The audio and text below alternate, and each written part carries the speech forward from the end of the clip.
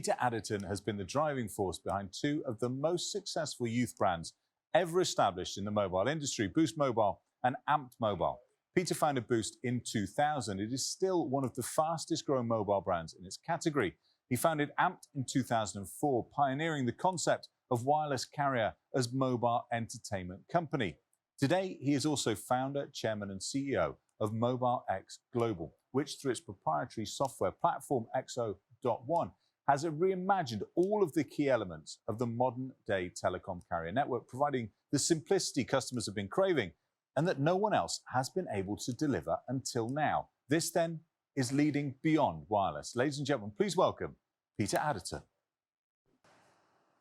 Thank you very much, Adam. Hopefully you guys can all hear me. And I want to, first of all, apologize up front because this keynote will probably turn into a rant halfway through as I talk about some of the challenges we face as an industry, especially being in the industry for as long as I have and looking at the, from an outsider in, looking at what's happened in the industry, how we've talked about innovation, yet we haven't seen much innovation. If you go back and look at when I entered the industry about 20 years ago, we basically had about 49% market penetration in the mobile space, and carriers just basically took a big drift and they dragged that along. And whether you were 6 or 65, you basically got a silver clam phone insurance and they sent you on your way.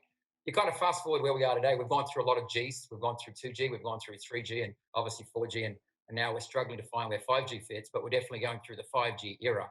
And so when you look at it from a consumer's perspective, and you've got to remember, I'm quite unique when it comes to that. I'm basically a marketer and a brand guy. That's where I started my background. My background was working with Pepsi and Pizza Hut and KFC and alike globally in trying to help them understand how to connect. So I have the task of trying to connect technology and the consumer's expectations. And that's a big leap, by the way. I mean, a lot of carriers see themselves as, I think they're trying to morph themselves from being techcos from telcos to techcos. And I just believe that's a leap too far for them. And the reason why I believe that is that the DNA of the structure and the people that you need in these organizations is one that requires a lot of creativity, not creativity just around who you employ, but creativity in how you actually remunerate them.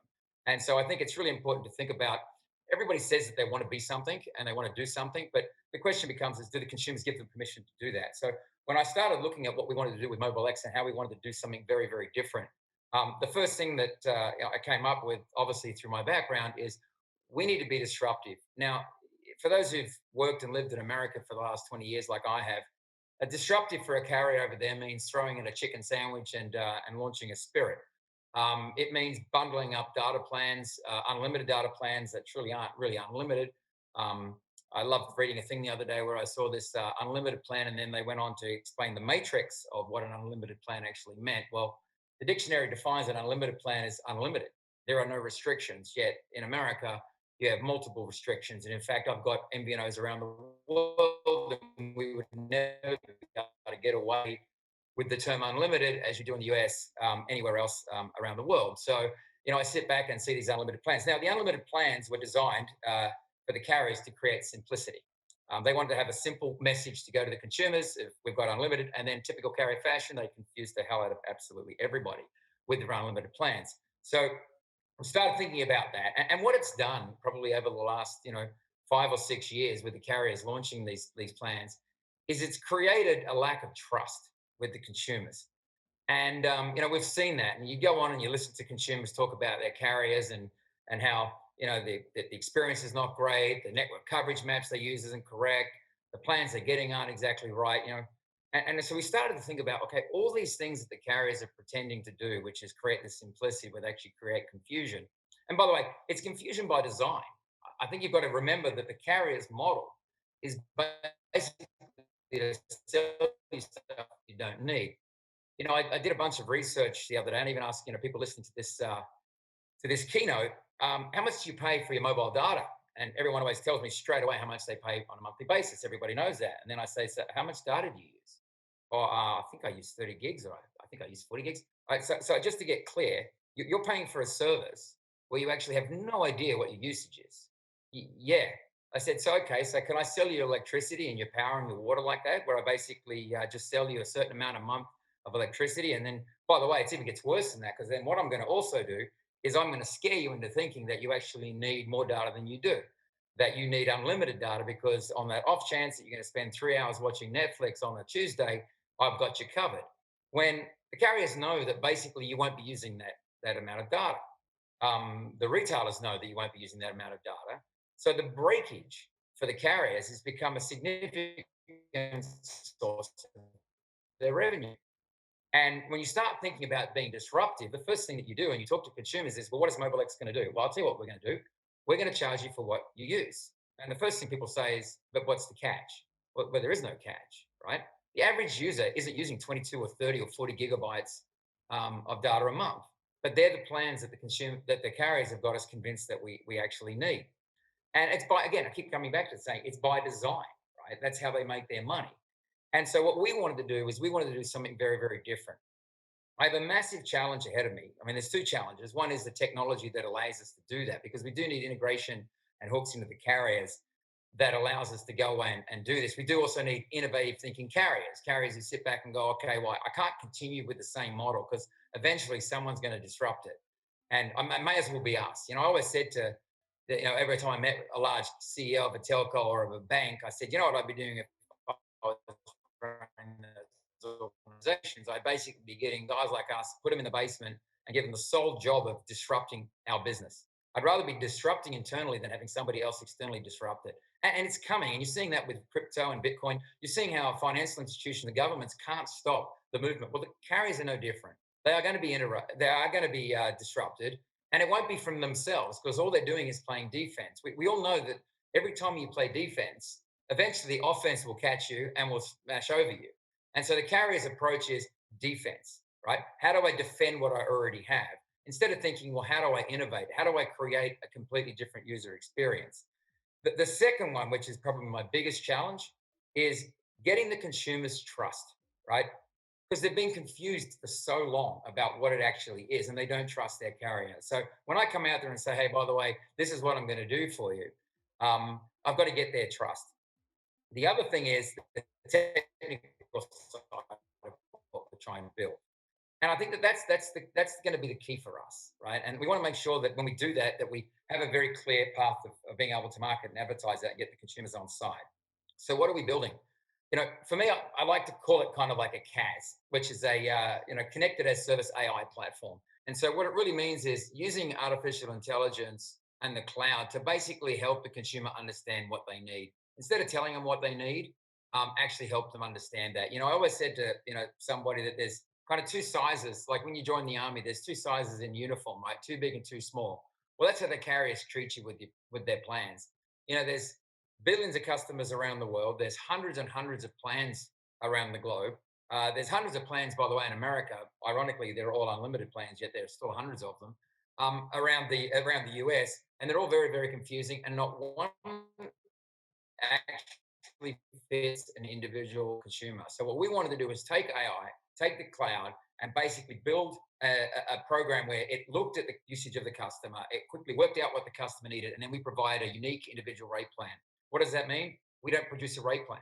We don't, that's going to be one of the challenges that we have as a company is, well, how much do you charge? Well, unless you're Peter or you're Adam or you're Joe or you're Karen or Michelle, unless you actually are those individuals, you won't know because everybody has a different usage pattern. Everybody changes their usage based on where they are. So we wanted artificial intelligence to quickly understand what that customer is doing. And the more we learn, the more we can actually save you. So it's a very, very different model. It's a model that's designed around the consumer and it's consumer centric. So we really wanted to make sure that we did something very, very different. Instead of just charging per gigabyte, we have the ability to do kilobytes. And then let's just talk a little bit about the cloud. Now, the one challenge that I've always had when it comes to the cloud as a consumer branding guy is it's extremely confusing. You hear the industry talk about cloud and they talk about all the edge computing, and I always try to dumb it down to what does that actually mean for a consumer? I think that's one of the challenges the carriers have with 5G is they still yet to explain what the killer app is. We hear drones and autonomous cars and robotic surgeries and all the things that the consumers don't care about, but we haven't actually heard about the 5G. So you move towards the cloud. So we wanted to build this cloud network. Their understanding of the cloud is mixed, right? It goes from randomly storing photos that suddenly appear on mum's iTunes or dad's iTunes or iCloud account to deleting them to suddenly they start reappearing. And so there's this kind of mistrust when it comes to the cloud. Like, what happens? Where does my content go? Where are emails at? And so I think that definitely the next generation coming through has a very, very different take on what the cloud is. So when we started talking about, okay, we want to create a cloud AI platform, how do you dumb that down so you don't confuse people and they don't take the existing experience? If you take existing consumers today, the older generation like myself, we use the phone and the smartphone for communication, but we basically live in a real world. We basically like to go out, we like to hang out, we'd like to talk to our friends. If you look at that next generation coming through, they live in a virtual world. And I tell people this is a real world that they live in. Their friends are in there, their content is in there, everything that they live for is in this virtual world. So, how do we create that? And it's almost like the boundaries don't exist. And so, when you think about a carrier has a very specific domestic boundary, right? Whether you're Verizon, T-Mobile, AT&T, O2, 3 in the UK, or Telstra in Australia, or Singtel, your boundary is your border, right? And that's basically where you are. When you leave that experience and you start to travel, once COVID finally gets rid of it, and you start to travel, you feel like you've gone to a foreign country. But you know what isn't foreign? Your Facebook account, all your social, all your things that are virtual come with you, right? And you can access them. But what doesn't come with you is your connectivity. Your connectivity now is a bolt on from an existing plan. It's going to a foreign carrier. Well, what if it doesn't work? How do I experience that? So where we think we can create something that's very, very different in what I call the cloud, and again, it's a generic term, but when consumers think about it, is it's almost like their country, and their country travels with them. When I was growing up, my next door neighbor, I'd look at what my next door neighbor had, and we'd obviously all try to work hard to get that. Well, the next door neighbors now for this next generation are the Kardashians. They're myriads of people they see on TikTok and Instagram. So the borders and boundaries are gone. And so what we wanted to do is take that mentality of saying, okay, the borders and boundaries are gone. Where can I go as a consumer to be a trusted cloud service where my security is there, my privacy, my data, but more importantly, my experience comes with me. Why am I paying for a service when I live in America and now I've traveled to Europe, I've gone to Mexico, I've gone to Canada? Why can't that service come with me? Well, I tell you why, because it's basically a border driven business. It's all about the border. And so what we wanted to do is break down that border, have a destination, which is their destination, which is kind of like the MobileX cloud, and just imagine that goes everywhere. Those who used to travel, and when we traveled when we were young, especially me being Australian, we go to Europe and I go to Asia and different markets. Whenever I got like nervous or concerned about what I was going to eat, the first thing I beeline was a McDonald's. Well, the reason I went to McDonald's was because I knew exactly what it was going to taste like. It was like this safety comfort zone. Well, we want to build something very, very similar for the next generation of consumers and even the generation that lives today. And that is this safety net of being able to go to a place where I know my data stored. I have this one world, one number concept. So we basically don't have to have multiple numbers. You get one number and then we'll take care of everything else.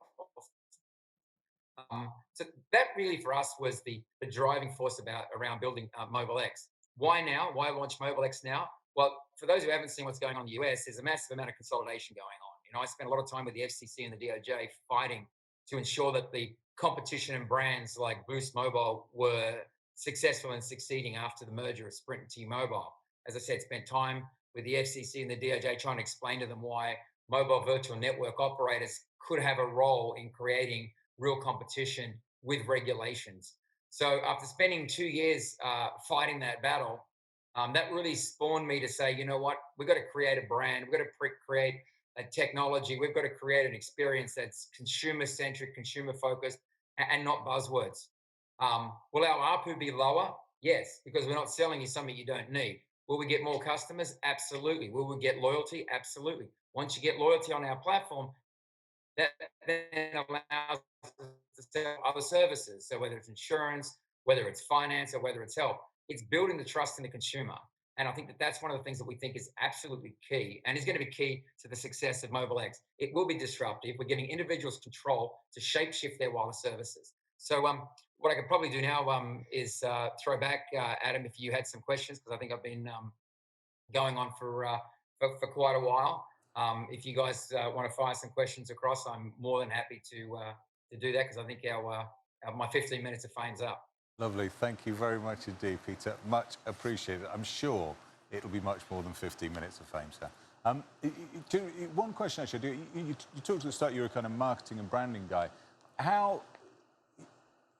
completely understand the value prop. We could move on to talk a little bit more about that in a moment. Just the landscape. Is the landscape noisy at the moment? How easy is it, do you think, or what are the challenges around positioning a new brand? Well, you've got to be disruptive to position a new brand. The problem is that we're in the sea of sameness, right? Everybody's got an unlimited plan. Everybody's got a cap on an unlimited plan. Everybody bolts on a $29 iPhone. It's the sea of sameness, and it really comes down to trying to convince the consumer that their 5G network is faster and bigger than the other guy's 5G network. Definitely in the US, and I'm seeing this happen around the globe, when the consumers really don't care about 5G. The only people that care about 5G are the people that are paying for it. And when I sit back and say the consumer doesn't care, because the consumer cannot see the benefit of 5G. So what we want to do is we want to go out there and say, what are the pain points that the consumers experience? Well, the first thing is I'm paying too much for a service that I don't use. I'm basically paying. If I came to you on your electricity and said you're going to pay $100 a month no matter what you use, you'd be sitting there going, but that's not how it works. And by the way, the whole street's going to be paying $100 because we just put you all into the street. Well, it doesn't matter whether you've got different fridges or device or you use it differently. You're all paying the same. So I think in order to be disruptive as a brand, we need to create a technology that basically is disruptive. Now, it's easier said than done because a lot of the carriers, obviously, this is their model, this is their business model. So what we have to do is get innovative, proactive carriers who sit back and go, you know what? We need companies like MobileX in there innovating, because if we don't do it, the likes of Dish and some of the other ones that are coming in as Amazon and some of the other guys coming to the marketplace, they will be doing it. Mm. And I completely understand. And by the way, really like the sort of AI-based reactive pricing kind of model that you've got. Again, you know, sorry to sort of focus on challenges. We're going to move on very quickly to where you think it will go and all that sort of stuff. But I'm wondering how easy you think that message is for people to digest when, as you quite correctly point out, a whole host of consumers, a whole generation, in fact, multiple generations of consumers have been raised on better network. Yeah, I mean, it's funny because they've been raised on better network if you pay more. I mean, they've been raised on a less of a network if you pay less. If you look at the boost business in America, we're obviously prepaid. If you look at MVNOs traditionally, they deprioritize those customers anyway. So, I mean, it's what you pay for versus the service you get, which I actually think is wrong, but that's how the carriers have built their business models, is if you pay a lot per month, you get a priority service. If you pay less, you don't get the same service. So I think they have been driven on that, and they've been confused about what they actually require and what they need. As I said, I ask you the question, what's the average gigabyte you use on a monthly basis? And you'll probably guess, and then you won't know what it is last month, and you won't know what it is next month. So having a platform that actually helps you understand that and then basically serves up that plan to say, okay, Adam, your usage pattern is this. This is what you need. This is what you use, and this is what we're charging you for. And by the way, it's $8.20 a month. It's not $15 for 5 gigs. So that is how the carriers build their businesses. And anyone who knows anything about the carriers, the holy grail inside a carrier is the pricing department, right? The pricing guys, the finance guys, because they sit back and they go, okay, we'll start out with what it's costing us, what the EBITDA margin is, and then we'll back out to the consumer, right? So look at the retail distribution, you look at all these other pieces. The consumer's the last person in the chain, right? They're the last ones that they care about. They just got to get to a number, and when they hit that number, and obviously consolidation in the marketplace allows them to bring up the prices. The less carriers out there, the more they can charge. And there's not price fixing, but I can assure you that if one carrier raises their prices, they all seem to want to do the same thing because they're all struggling to make money. And if you look at every G that's ever come out, the ARPU's fallen, right? And I don't see 5G is going to be any different. The ARPU falls. If you listen to the carriers, they're going to have massive amounts of capacity in these 5G networks. Well, they're going to need to fill that capacity, right? It's not like their 4G networks are exploding, but they're going to have to fill that capacity. So I think that brands like ours and technology like ours will help them do that.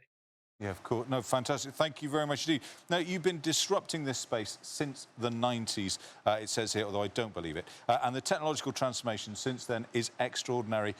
Where do you think the mobile landscape is heading? And wider than it's all heading towards MobileX, X marks the spot, but, where do you think in wider terms it's going? Well, first of all, I actually live in Orange County. That's probably why I look a little bit younger. So we've got some magic water down there in Orange County, California. But I think from my perspective, where I see the landscape going in the wireless world is that the carriers are going to have to do something.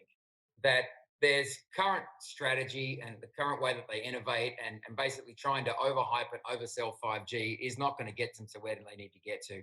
They're going to have to reimagine their business models. Going to have to get different people inside those organizations. They're going to have to get people that are a little bit more creative, a little more risk takers. And what they're going to have to do is they're going to have to blow up their boards. The boards are half the problem, right? Of these large organizations, if you have a look at them, it's kind of an incestuous pool of old executives who end up on these boards. And they're the ones that supposedly drive the organization. And then they put, people into these organizations, CEOs into these organizations that aren't willing to risk anything and aren't willing to do anything. So I think that it really is going to have to be a massive disruption in the wireless landscape in order for these guys to truly deliver on what they keep talking about, which is innovation, 5G, how they're going to change the world. You can't change the world with the same kind of plan that you had when you had running 3G and you ran 4G and you ran 5G. And remember all those Gs because I've been involved all of them. I've been there from the 1X days to the LTE days to the EVDO days to the GSM days. I've seen all these technologies go through WiMAX, you name it. I've seen them all go through. And the only thing that they ever come up with is a pricing plan. That's it. And they leave everybody else to innovate. They leave Uber to innovate. And they leave Netflix to innovate. They've probably created more billionaires than they have themselves. I used to go to the one of the conferences down in San Diego, and it was funny because it was the All Things Digital. You go to that, and they were like, you couldn't get a place for your private jet. They were lined up. Yahoo! Everybody was there. Then you go to the wireless conferences, and there was like 2 planes, right? And that's because they don't allow that innovation. They don't allow the creativity to come into their networks. They're constantly trying to protect their business model, which is basically broken. And I think what we're trying to do is say, look, it's not. Don't fear it, carriers, right? Don't fear it. Embrace it. Embrace innovation because you know what? It's going to end up actually paying you back down the path. Yeah, of course. And a couple of questions really, but very sort of briefly, I suppose, on one. This strikes me as this is clearly an embedded cultural problem. It sounds like from what you're saying, what you've got at the top of business is brand stewards as opposed to, brand planners and and people who are looking forward to the next thing. How do you break that? How, culturally, what needs to happen? That's the single biggest challenge that we have at MobileX, and I make no qualms about it when I talk to people. Is that we have to break that. Now we have found some innovative carriers around the globe that have decided that this is something they want to do. So we are getting a lot of traction with the carriers because we basically need the carriers to expose their network as APIs. We basically need to do things that they've never been able to do before, and we're finally getting carriers that are innovative and saying, you know what, we need to do this. It is a big challenge, but it's coming. And everybody knows that you can't run or defend against innovation. Right?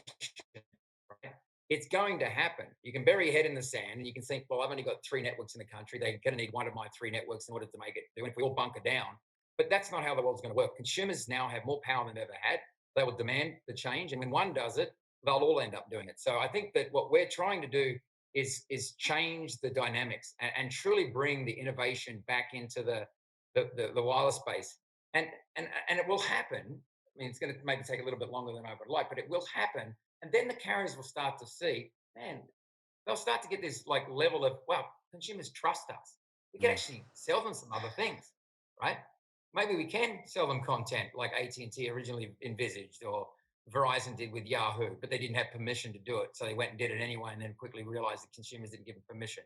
Maybe we can sell them finance and maybe can do some of these things. So it really is going to take as I said, a mind shift of the board and the carriers to say, we've got to do something different. Otherwise, if all we're trying to do is sell an unlimited plan on 5G, we're going to be where we are today as we were 10 years ago. And these guys will basically be a commodity. Yeah, absolutely. It's one of those things, how many more years can we talk about how badly we come out in customer surveys? Some point, somebody just has to stop it and do something about it.